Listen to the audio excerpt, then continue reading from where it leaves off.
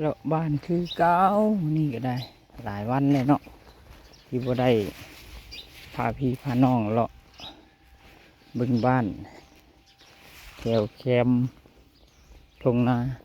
เดี๋ยวเลาะบ้านแถวแคมป์ทงนามันนี่หลายวันแล้ว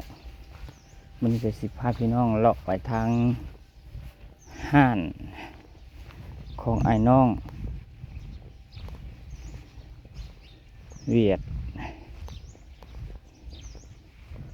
เพิ่นมาเช่าวิกสิตขายเครื่องย่อยมีเครื่องก่อสร้างน้ำก็จะสิไปหาเลาะซื้ออย่างว่าซื้อปลั๊กไฟปลั๊กเสียบเนาะปลั๊กเสียบไฟฟ้า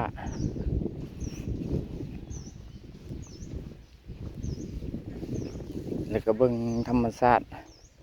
หนาทางยามแรงเพิ่นกับแป้งทางกันเนาะแต่หากเป็นทางดินแดงทางแถวบ้านข่อยเป็นทางดินแดงแปลงด้วยทุนของหมู่บ้านเนาะเจ้ากองทุนหมู่บ้านแปลงเองแต่สิประมาณนี้แหละพี่น้องเลยกองทุนหมู่บ้าน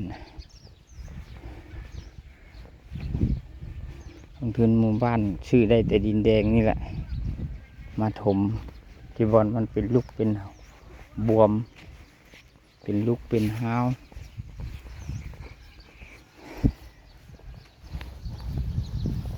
คนไหลเขาหันสะดวกซื้อนะเจ้า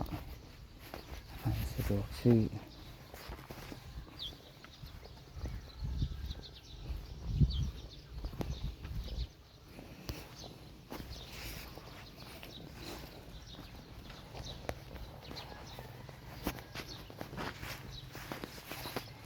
หอดหันแล้วพี่น้องหอดหันแล้ว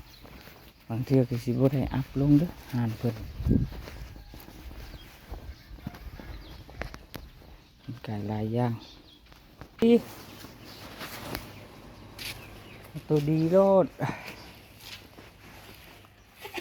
ตัวดีวะนี่30เทียบกับตัวดีป่ะ